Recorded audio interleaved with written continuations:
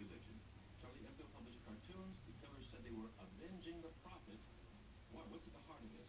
Muslims. My guest says this is not in the Quran. So why? This is Monday. I'm sorry. It's morning of January 15th. As you heard on the background, was on NPR. They were talking about cartoon and the cartoonists and the whole Charlie Hebdo situation in France. Pretty sad. And I actually just found out that I had all these tapes inside this thing, and look what I came across. I bought this years ago and I just came across Joseph Campbell. And I was actually listening to part of the conversation. It's really neat. When you get your hands on the CD of these audio, these were not on video. One version of it is on Mythos. But there are other series of talks. I think they've put it on audio. And this one is called Inward Journey, East and West. It's volume 2, as you can see. Here, take a listen before I actually lose this thing.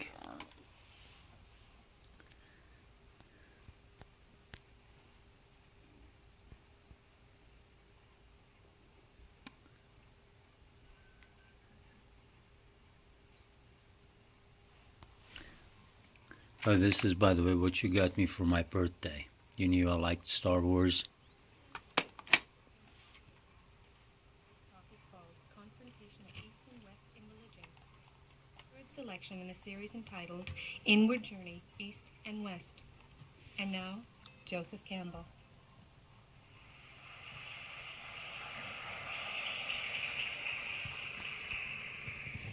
Well, our topic tonight is the confrontation of East and West in religion.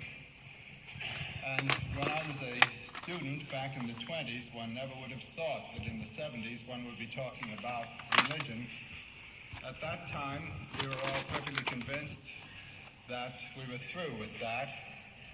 The science and reason, the war had been won, the First World War, the world had been made safe for the rational world of democracy and so forth. Aldous Huxley. Accidentally talked about World War I, and I had Tagore's picture shown. Anyways, late 1990s, I decided I wanted to see what it would feel like for a middle-aged person who's illiterate to learn to read and write, especially to learn to read. And I had started reading works of Gandhi, a little bit of his biography, and I started liking him a lot. And then somehow through the mix, I came across Tagore, and I started liking him a lot. And I said, well, what better way to honor Tagore and to actually to make that project, the language learning project, to be a Bengali project. And I actually bought this at Hastings. This is before I started working at Barnes & Noble. So it was mid-1990s, mid to late 1990s. And as you can see, those are the cassette tapes that came with it. And I just found out that I've already made a duplicate of the cassette tapes, which is a good thing, because these things, especially now that they're aged, they tear apart. This one I bought when I was working at Barnes & Noble, the phrase book. And I bought it in 2000, February of 2000. So sometime around 1997, 1998, I probably bought this Teach Yourself Bengali.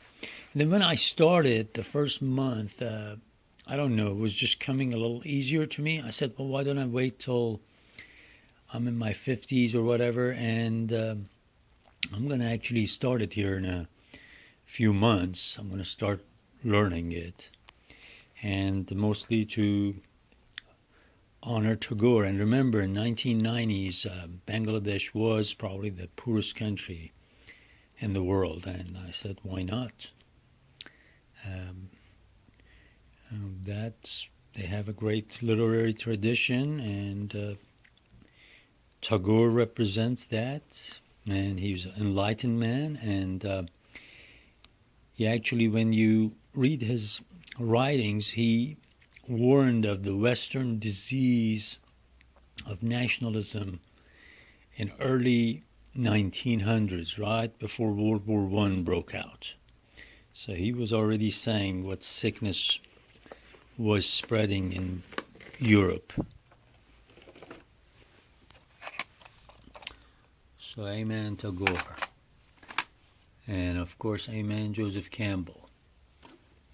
Check out all Joseph Campbell's stuff. Buy the DVDs, audios, videos, and listen to them.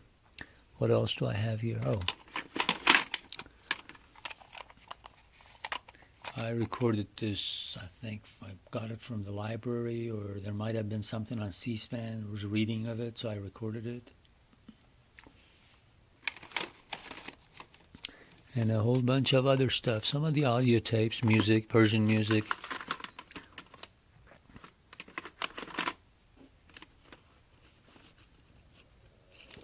What the heck?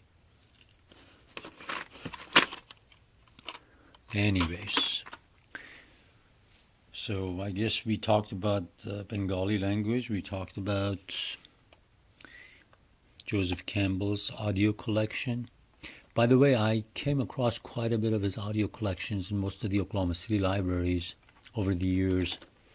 I haven't been there in a while, or I haven't looked for them in a while, but that's where I found a lot of them. I want to see if there's anything else that stands out. Some of those are your mom's musics, or some of, I think they were probably your mom's cassette tapes.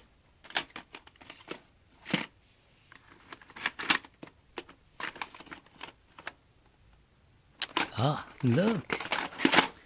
Looky here. Shams Man o Khudai Man. It's performed by Amira Aram. I don't know if the tape is in there. Shams Man o Khudai Man. Shams Man o Khudai Man. Wow. And I went to these Indian stores around Northwest 23rd and MacArthur and bought some Bengali music to listen to. I don't know anything about that guy. I just bought it so that I can listen to it. But anyways, that project is going to be starting here in a few months. So I better get my Bengali gear on.